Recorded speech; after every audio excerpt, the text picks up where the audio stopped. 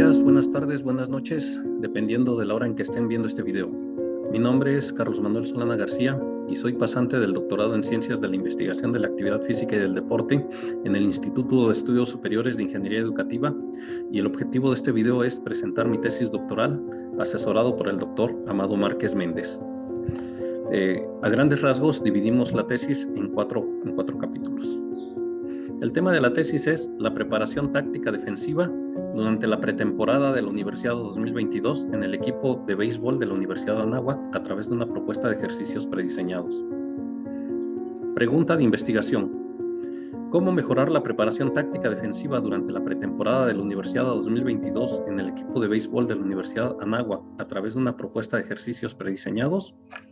Esta pregunta de investigación, que es el tema del cual parte nuestra tesis, nos lleva a preguntas secundarias.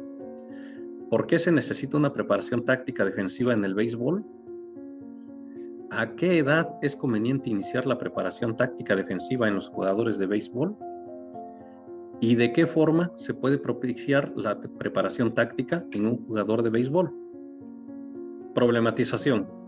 Veamos qué fue lo que nos llevó a tratar de estudiar este tema. Primero, los entrenadores de categorías infantiles se centran más en enseñar los fundamentos técnicos, es decir, que descuidan un poquito los fundamentos tácticos, como que les preocupa más que el alumno sepa correr, batear, atrapar, lanzar la pelota, y como que descuidan la función que tiene que desarrollar cada jugador dentro del terreno de juego. Esto genera que los deportistas crezcan desconociendo su función dentro del campo, si tienen que ir por la pelota, si le toca a su compañero, a quién le corresponde hacer la jugada, etc. El material bibliográfico que existe es costoso o es poco conocido, aparte de que mucho material que se imprime en Estados Unidos pues no logra ser traducido y no llega aquí a México. No debemos de perder de vista que nosotros, antes que ser entrenadores, somos educadores físicos. Entonces la preparación táctica, tanto en su forma como en su contenido, debe ser explícito el carácter de proceso psicopedagógico en el que tiene que desplegarse acciones instructivas y educativas que pongan en acción todos los procesos que permitan la cognición. Antecedentes. Como ya había yo mencionado que no hay mucha bibliografía, es en Cuba y Venezuela, los países donde más se juega béisbol, que tienen más trabajos de investigación. Por lo regular son artículos de revistas, trabajos de tesis, artículos de investigación que se llegan a realizar, y tres de ellos se relacionan mucho con el tema que voy a ver. El primero es una tesis de Cuba, de Yarelis y de Brizuela, que nos dice que el sistema de ejercicios, que nos presentan un sistema de ejercicios para mejorar el comportamiento técnico, táctico, defensivo en los receptores del equipo de béisbol. Una segunda tesis que se parece mucho es de Daniel Gutiérrez y Rafael López de la Universidad de Carabobo en Venezuela, que nos habla sobre las estrategias metodológicas para la enseñanza del béisbol en la categoría infantil. Y una tercera tesis que es de Alejandro Hernández y Vladimir Hernández de la República de Cuba, nos dice que ellos presentan ejercicios para la preparación técnico-táctica en la relación lanzador-receptor en el equipo de béisbol juvenil de la provincia de Villa Clara. Justificación. El béisbol es el tercer deporte colectivo de mayor popularidad después del fútbol, soccer y el básquetbol en el país. Debemos convertir a cada entrenador deportivo que se desempeña en el béisbol en un investigador más de esa materia. No podemos seguir teniendo entrenadores que sigan reproduciendo patrones de antes o que sigan entrenando como en épocas en las que no se tenía la metodología que ahora se tiene. Un entrenador que no visualiza además las acciones a futuro del equipo rival, pues es un entrenador que no va a poder contraatacar y aplicar sistemas defensivos que lo lleven al triunfo. Y por último, según Balbuena, dice que se hace necesario que todos los jugadores practiquen las jugadas colectivamente hasta su dominio, para así poder vencer las dificultades individuales y de conjunto que se presenten en los juegos. Esta es la idea principal de la tesis, que se practique, que se practique, que se practique, hasta que se logre dominar el tema. El objetivo general de este trabajo de investigación es elaborar una propuesta de ejercicios prediseñados para mejorar la preparación táctica defensiva del equipo de béisbol de la Universidad de Anáhuac durante la pretemporada de la Universidad 2022. Y para cubrir ese objetivo general, tenemos que cubrir los siguientes objetivos específicos. Primero, analizar la estrategia táctica defensiva del equipo de béisbol. Después, aplicar instrumentos de evaluación para buscar las jugadas que eficienten más esa estrategia. Después, aplicar y practicar la propuesta de ejercicios que mejoren la táctica defensiva del equipo de béisbol. Y por último, evaluar y modificar el diseño de los ejercicios para optimizar el rendimiento deportivo de esa táctica defensiva. Hipótesis. Tenemos una hipótesis de investigación que nos dice que se mejora la preparación táctica defensiva durante la pretemporada de la Universidad 2022 en el equipo de béisbol de la Universidad de Anáhuac a través de una propuesta de ejercicios prediseñados. Tenemos también una hipótesis nula que nos dice que no se mejora la preparación táctica defensiva durante la pretemporada de la universidad. Y tenemos tres hipótesis alternativas. La primera es que a mayor práctica de la propuesta, mayor preparación táctica defensiva. La segunda hipótesis nos dice que si se aplica una propuesta de ejercicios prediseñados, entonces se mejora la preparación táctica defensiva. Y tenemos una tercera hipótesis alternativa que nos dice que la propuesta de ejercicios prediseñados es una forma de mejorar la preparación táctica defensiva durante la pretemporada de la Universidad 2022. Empecemos con el marco teórico de la investigación. Primero tendremos que ver los fundamentos del béisbol. Y para eso hay que decir que el béisbol tiene dos fundamentos, los técnicos y los tácticos. Grosser y Neumer nos dice que la preparación técnica se reconoce como la imagen ideal de un movimiento basada en conocimientos científicos, reflexiones teóricas y experiencias prácticas a las que el deportista pretende llegar armonizando las fuerzas internas y externas. Esto quiere decir que el alumno tiene que adueñarse del conocimiento del movimiento para poder hacer los fundamentos técnicos. Los fundamentos técnicos del béisbol pues son atrapar, lanzar, batear, correr, barrerse. La táctica nos las define Pérez como la preparación táctica como un principio de unión entre los demás componentes del entrenamiento, ya que es la etapa culminante de la etapa de la preparación deportiva. En los fundamentos tácticos ya se tienen que poner en regla todos los fundamentos técnicos y se tienen que generar sistemas, tanto a la ofensiva como a la defensiva. Y aquí hay una cosa bien curiosa, el béisbol, por lo regular los deportes de conjunto son la misma cantidad de contrincantes uno contra otros. Por ejemplo, en el fútbol son 11 contra 11, en el básquetbol son 5 contra 5, en el voleibol son 6 contra 6, pero todos al mismo tiempo en el campo. En el béisbol no, en el béisbol es 1 contra 9. Es decir, un corredor va a tratar de lanzar la pelota y correr las 4 bases y 9 jugadores del equipo contrario van a tratar de impedírselo. Tenemos entonces el sistema táctico ofensivo, que es el orden de bateo. Es decir, el entrenador va a colocar en el orden en que él crea conveniente a los jugadores para que pasen a batear. Y el sistema táctico defensivo, que es la posición en el cuadro. Es decir, cómo van a estar colocados los jugadores en primera base, segunda base, pitcher, catcher, jardín izquierdo, jardín derecho, etc. Veamos también la metodología del entrenamiento. Sabemos que existen macrociclos que se componen de mesociclos que están integrados por microciclos y cada microciclo pues tiene su sesión de entrenamiento, ¿no? Entonces el macrociclo sabemos que se puede dividir en 3 partes, el preparatorio, el competitivo y el de tránsito. Y el preparatorio pues sabemos que es preparación general y preparación específica en el deporte que se está realizando. Los mesociclos pueden ser entrante o introductorio, básico, básico desarrollado, estabilizador, preparatorio de control y precompetitivo. Y los microciclos pueden ser ordinario, de choque, de aproximación, competitivos y de recuperación. No vamos a explicar mucho esto porque los entrenadores ya lo deben de saber. Vamos a poner un ejemplo de un macrociclo de preparación general que puede tener un mesociclo entrante y desarrollar los otros mesociclos para llegar a un mesociclo estabilizador. En ese mesociclo entrante nosotros podemos poner un microciclo ordinario y un microciclo de choque, y en el mesociclo estabilizador un microciclo ordinario y un microciclo de recuperación. Y con base en eso, generar la programación, la planeación de nuestras sesiones diarias.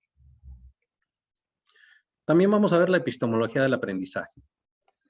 Recordemos que existen diferentes tipos de aprendizaje: asociativo, no asociativo, experiencial, memorístico, cooperativo, colaborativo, etc. Pero no lo confundamos con la inteligencia. La inteligencia, nos dice Gardner, que es la capacidad que tenemos cada uno de nosotros para resolver problemas cotidianos o para ofrecer servicios dentro del propio ámbito cultural. No confundamos conocimientos o adquisición de conocimientos con inteligencia. La inteligencia es la capacidad que tiene cada uno de resolver un problema. Hay alumnos que llevan muy buenas calificaciones, que se aprenden los libros de memoria, pero que cuando se les presenta un problema en la vida real no lo pueden resolver porque precisamente no han tenido esa necesidad o no encuentran los recursos para poderlo resolver. Ser inteligente no quiere decir conocer muchas cosas. Sin embargo, de los tipos de aprendizaje, a mí me interesa el aprendizaje cooperativo porque nosotros en el béisbol, perdón, queremos impulsar el trabajo cooperativo. Y de las inteligencias que maneja Gardner, que es la musical, la inteligencia emocional, la lógico-matemática, etcétera, nosotros nos interesa la inteligencia deportiva. Continuamos con el marco teórico y las fases sensibles del deportista. Para esto tenemos que entender que hay un concepto que es la edad, y la edad puede ser cronológica, biológica, psicológica, óptima de selección o de iniciación deportiva según Mozo. La edad cronológica es el tiempo que lleva el ser humano desde el momento en el que nace hasta en el momento actual en el que él está o en el que él fallece. La edad cronológica es la única que se puede medir exactamente. Si un niño tiene 35 días de nacido, su edad cronológica es de 1 mes, 5 días, ¿sí? Porque es exactamente los 35 días que él tiene de nacido. Es la única que se puede medir exactamente. La edad biológica, pues nosotros la podemos determinar por la estructura esquelética, por los caracteres sexuales secundarios, o en el caso de las mujeres, por la menarquía. Y es el desarrollo del cuerpo, la biología de cómo se va desarrollando el cuerpo humano. Y tenemos la edad psicológica, que es el proceso de maduración que tiene cada ser humano. La edad óptima de selección, nos dice Mozo, que es la edad en la que cada individuo puede iniciar una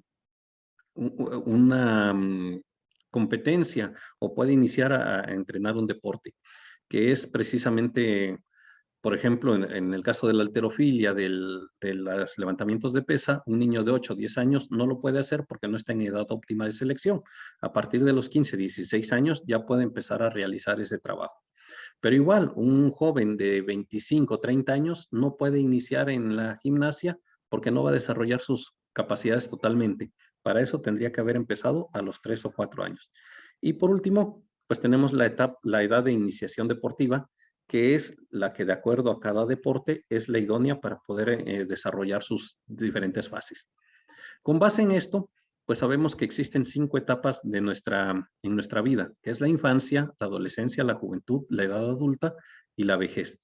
La infancia, que es el cuerpo en formación, la adolescencia, que es donde se desarrolla nuestro cuerpo, la juventud, que alcanza la maduración total, y la edad adulta, donde se estabiliza. A partir de la edad adulta, entramos a la vejez cuando nosotros empezamos a perder facultades y entramos en un declive. Casasnovas realizó un reportaje, una investigación en una revista pediátrica argentina que se llama Edad de Iniciación Deportiva, Óptimo Momento Psicofísico. Y aquí nos dice en el momento en el cual es ideal para que se desarrolle el béisbol en los jóvenes. De los 4 a los 7 años nos dice que tiene que ser juego, tienen que ser los fundamentos técnicos naturales y conocimiento de la regla lo más elemental. De los 8 a los 9 años ya puede entrar con la motricidad fina y la coordinación oculomanual, que es lo que más se requiere en béisbol, y ya se empieza a conocer más formalmente el reglamento. De los 10 a los 12 años, la habilidad general motor adquirida le permite manejar mejor su cuerpo, y de los 13 a los 15 años es el proceso de maduración en donde él debe de alcanzar su máximo. ¿Por qué? Porque a partir de los 16 años el adolescente ya puede iniciar la práctica en el deporte competitivo. Por eso vemos jóvenes a los 17, 18 años que se están debutando en ligas mayores, en primera fuerza, y que ya están entrando al deporte de alto rendimiento. Y para terminar con el marco teórico, pues tenemos que decir que son los ejercicios prediseñados. Los ejercicios prediseñados son las famosas jugadas de pizarrón. Son jugadas que por lo regular se tienen que dar en algún momento en el partido y que pues las podemos practicar para poder sacar ventaja de ellos. Por ejemplo, en el fútbol, en algún momento del partido se tiene que dar un tiro de esquina y nosotros podemos practicar para aprovechar al máximo ese tiro de esquina. En el básquetbol, en algún momento se va a dar un saque de banda y nosotros podemos diseñar una jugada para agarrar distraído o para generar una ventaja a partir de ese saque de banda. En el béisbol no es la excepción, también existen ejercicios prediseñados. Vamos a mencionar rápidamente el diseño metodológico de la investigación. La investigación, por su finalidad, es aplicada porque se tiene que llevar a los sujetos de investigación directamente, es decir, se va a llevar con el equipo de béisbol. Por la profundidad y tipo de conocimientos es correlacional porque existe una relación entre dos variables. Aquí las dos variables es los ejercicios prediseñados y la estrategia táctica defensiva. Se correlacionan. Si se practican los ejercicios prediseñados, se mejora la estrategia táctica defensiva. Por el lugar, tiene que ser lugar de campo. Vamos a tener que tomar los datos directamente de los partidos, directamente del entrenamiento y hay que estar de forma presencial. Por la temporalidad, pues es transversal. Desafortunadamente, pues tenemos poco tiempo para poder llevar a cabo la investigación y por eso es que la hacemos de forma transversal. Por el control de las variables es experimental, porque se lleva a cabo una propuesta. No nada más se estudia, no nada más se analizan los datos, sino además se lleva a cabo una propuesta. Y por el enfoque es cuantitativa, porque se obtienen datos estadísticos, es decir, se tienen que comparar las variables del test de inicio y del test final. Pruebas de medición. Se aplicarán 3 instrumentos de medición al inicio, durante la aplicación de la propuesta y al final de la misma para hacer el comparativo de los resultados. Estas pruebas son estadísticas de los partidos. ¿De dónde vamos a obtener esta estadística? Pues de las hojas de anotación que se llevan en cada encuentro. Encuestas y ludogramas. Bien, esta es la hoja de anotación. Se tiene que hacer una hoja para el equipo visitante y una hoja para el equipo local. ¿Qué nos dice Díaz que podemos nosotros extraer de la hoja de anotación? Pues las estadísticas básicas y las estadísticas play by play. Estas estadísticas son estadísticas sabermétricas que nos interesan del picheo y las estadísticas sabermétricas defensivas y de corrido básicas que nos interesan de la total zona VR. Bien, aquí vemos la hoja de anotación ya requisitada de un partido y podemos ver aquí en rojo que se anotan las jugadas del equipo de béisbol. Este es el famoso cuadro play by play, es decir, aquí se anota cada una de las jugadas. Si el jugador corrió a primera, corrió a segunda, si hizo un out, si hizo un hit, todo se anota aquí. Y en este cuadro azul podemos ver ya convertido en número estas estadísticas. Aquí en el cuadro verde nosotros podemos notar entonces las estadísticas del pitcher, que también son a la defensiva. Y en el cuadro amarillo, aquí podemos nosotros ver un resumen del cuadro, de los números del cuadro verde. Entonces, todos estos números nosotros los tenemos que convertir en porcentaje, que al final la diferencia de porcentaje nos va a dar precisamente si se aprobó, si se aprovechó o no se aprovechó la propuesta. Bien, tenemos que entender también lo que nos dice Castro Vince. La habilidad defensiva general de un equipo usando el porcentaje de fildeo, que se abrevia como FP, hace referencia al porcentaje de veces en las que un equipo o jugador fildean una pelota con éxito. Fildear una pelota quiere decir atraparla. Un porcentaje perfecto de fildeo será de 1000, que quiere decir que el jugador o el equipo no cometieron un error en toda la temporada. Un número mayor a 950 se considera bueno. Cuando se dice que un equipo está tercero en defensa en la liga, se refiere precisamente a este porcentaje de fildeo. Las asistencias que se otorgan a un jugador que atrape una pelota con éxito o la lance después de que otro jugador la fildee, de vez en cuando se ocupan para ilustrar qué tan involucrado está un jugador en el transcurso de un partido. PO quiere decir put out y consiste en la cantidad de veces en un partido en las que un jugador haya obtenido un ponche sin la asistencia de otro jugador. Todos estos números se tienen que llevar en un partido y en el documento recepcional se explica mejor en qué consiste cada uno de ellos. Bien, las encuestas. García Ferrando nos dice que la encuesta es una técnica que utiliza un conjunto de procedimientos estandarizados de investigación mediante los cuales se recoge y analiza una serie de datos de una muestra de casos representativa de una población o un universo más amplio. Y nosotros vamos a aplicar las encuestas, pues sobre todo para conocer a los jugadores, ¿no? Aquí tenemos el ejemplo de las encuestas que vamos a aplicar y las preguntas son muy generales. ¿A qué edad empezaste a jugar? ¿En dónde? ¿Cuáles son tus posiciones? ¿Quién te da la posición? ¿Cómo te sientes? Etcétera. Y lo interesante es que también se les dan unos pequeños campos de juego en donde el jugador tiene que dibujar el recorrido que él hace en el momento de estar a la defensiva. Y esta gráfica nosotros la vamos a comparar al final si es que hubo algún cambio de actitud entre el antes y el ahora. También tenemos la encuesta que se le hace al entrenador. Esta encuesta que se le hace al entrenador básicamente es para comprobar la metodología del entrenamiento que él tiene, porque pues las preguntas son básicas, ¿no? ¿Cuánto tiempo lleva entrenando? ¿Qué es lo primero que entrena usted? ¿A qué le da más importancia? ¿Cómo coloca a los jugadores? Etcétera, etcétera, etcétera.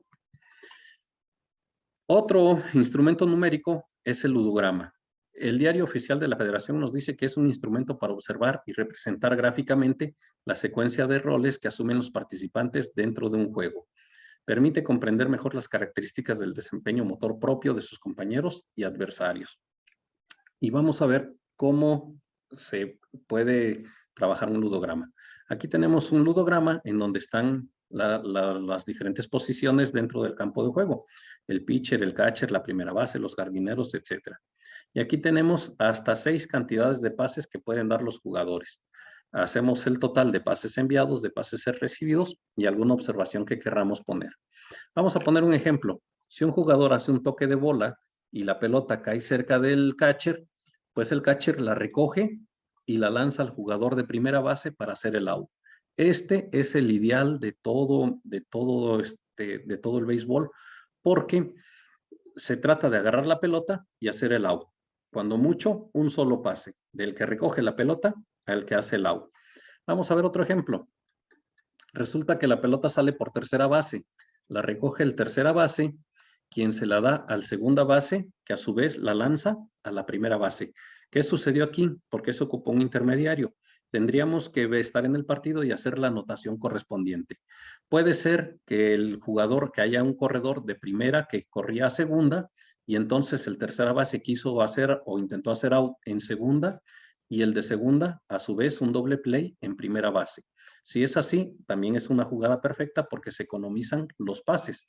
Si el jugador de tercera base la recibió mal, no tenía la fuerza o la confianza para tirarlo hasta primera base y ocupó un intermediario, estamos desperdiciando mucho tiempo ahí que aprovecha el equipo contrario.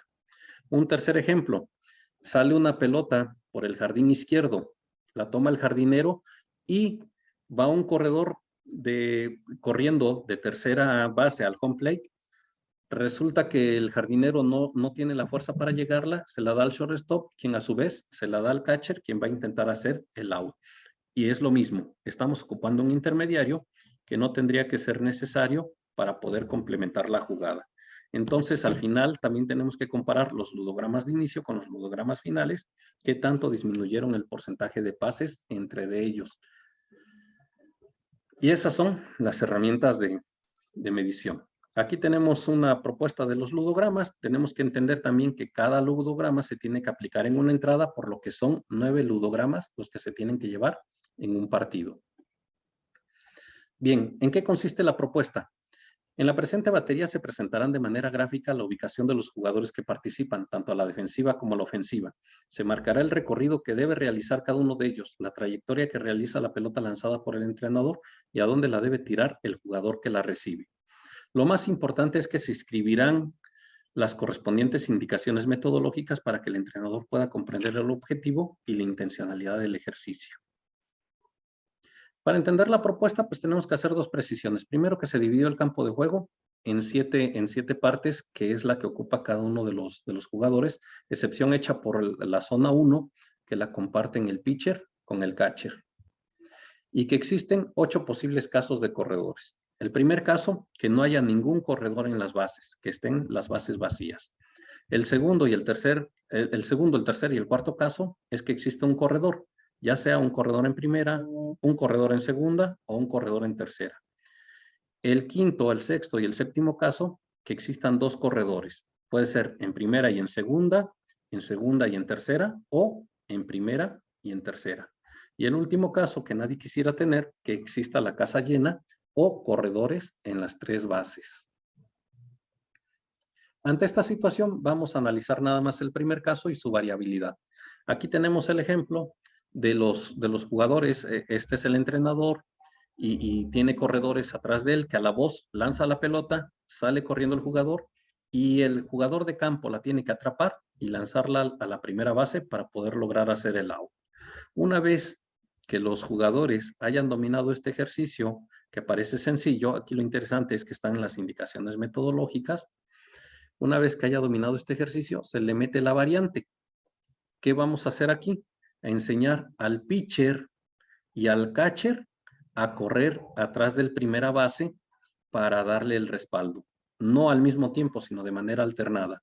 En la primera jugada corre el pitcher, en la segunda jugada corre el catcher. Para que el jugador de primera base, si se le escapa la pelota, ellos dos la puedan recoger y ponchar al jugador que entra corriendo. Y en esa misma situación tenemos el segundo caso. Aquí, como el segundo caso ya es con un corredor en primera, pues colocamos corredores en el home y corredores en primera base que van a salir corriendo a la voz del entrenador. En el tercer caso, lo mismo, y cada caso va a tener su propia característica de cómo trabajarla, hasta que llegamos al octavo caso. Y en el octavo caso ya vemos que hay mucho movimiento de jugadores. Entonces ya tenemos que dedicarle un poquito más de tiempo a ese. Bien, la muestra.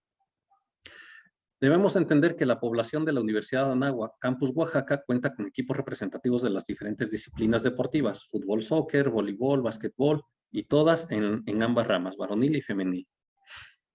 La muestra, pues nada más vamos a trabajar con el equipo de béisbol de la Universidad de Anáhuac. Los criterios de inclusión son los siguientes. 1, que sea alumno de la Universidad de Anáhuac, y 2, que pertenezca al equipo de béisbol de la universidad. El hecho de que sea alumno es por lo que van a jugar en la universidad, y en la universidad únicamente aceptan alumnos.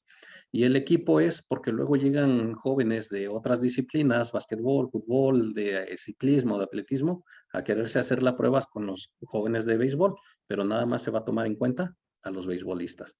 Criterios de exclusión. Que el alumno tenga una participación irregular en los entrenamientos. Bien, que esté iniciando en el béisbol, esto no es discriminatorio. Lo que pasa es que se tiene que trabajar ya con jóvenes que dominen los fundamentos técnicos. Entonces, un alumno que está iniciando en el béisbol apenas va a empezar con los fundamentos técnicos y la verdad es que nos va a bajar los porcentajes de los que hablábamos.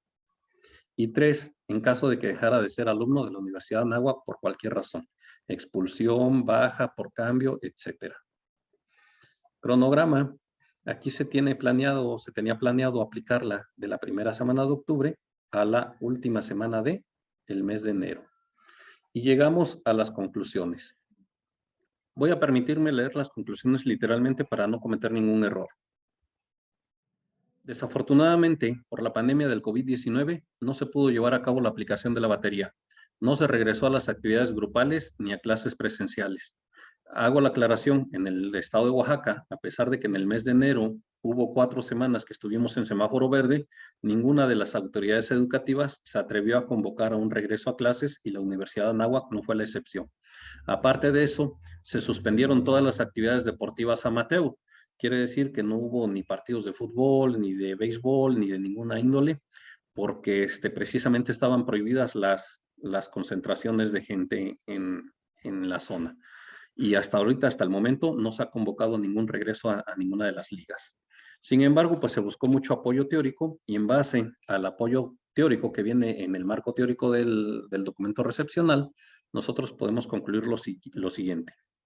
Se ha podido comprobar que la literatura que existe para la preparación y formación del beisbolista se encuentra limitada en la teoría relacionada con la concepción metodológica de la preparación técnico-táctica. También se ha observado una falta de sistematización y planificación en acciones de grupo que generan un distanciamiento entre las acciones de equipo y las individuales, así como un nulo seguimiento a preparación previa del beisbolista. En los planteamientos, tanto bibliográficos como prácticos, en algunos entrenadores acerca del proceso de preparación técnico-táctica, se aprecia que tienden a separarlas, es decir, que trabajan por una parte la técnica y por otra parte la táctica, cuando la tendrían que juntar. Situación que se ha corroborado prácticamente en la forma en que los equipos planifican, ejecutan y evalúan la citada preparación. Es urgente redefinir las prioridades de las metodologías del entrenamiento para ubicar a los deportistas de acuerdo a su edad en el trabajo que deben desarrollar durante su entrenamiento y desarrollar al máximo sus capacidades atléticas.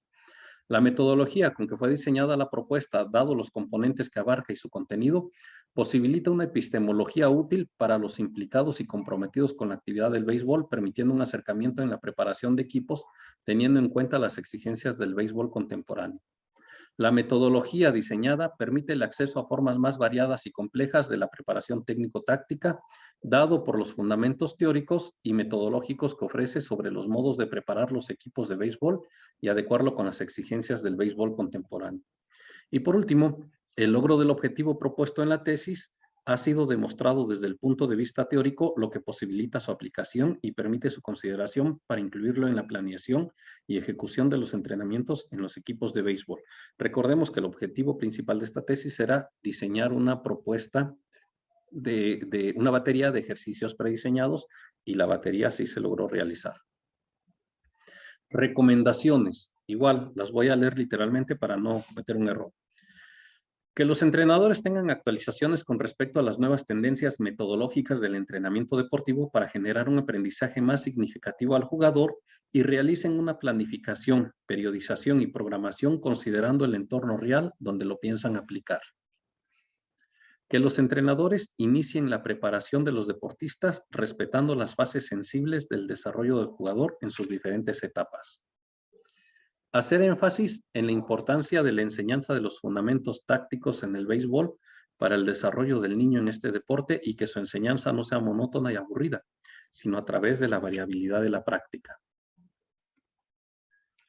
Que los entrenadores no enseñen a los jugadores, sobre todo a los infantiles, a que se enfoquen solo en ganar los juegos, sino que el triunfo sea el resultado de una buena preparación táctica. Que se observe la aplicación de la programación y se corrija adecuadamente los errores cometidos por los deportistas para lograr una mejor efectividad en el resultado de la ejecución.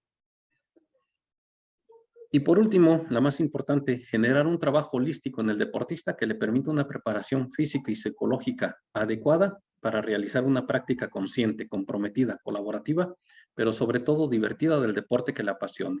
Ojalá que los entrenadores tomemos en cuenta esto porque tenemos que preparar no nada más físicamente al deportista, lo tenemos que preparar psicológicamente y hasta emocionalmente. Hay que saber perder y hay que saber ganar. Aquí tengo la bibliografía que se ocupó en el documento recepcional y que también tomé en cuenta para realizar estas diapositivas. Por último, quiero agradecerles que hayan llegado hasta el final del video, que hayan visto hasta aquí y pues ojalá que tengan la oportunidad de leer el documento recepcional. Ahí viene un poquito más explicado, sobre todo en el marco teórico, lo que se pretende hacer y las herramientas que pretendemos utilizar. De mi parte, le agradezco al doctor Amado también que me haya orientado para realizar este trabajo y pues ojalá que este tipo de trabajo apoye y sirva de apoyo para los entrenadores, que sea de utilidad para que ellos puedan realizar mejor su función y no perder de vista que antes de ser entrenadores somos pedagogos. Muchas gracias, quedo de ustedes. Hasta la próxima.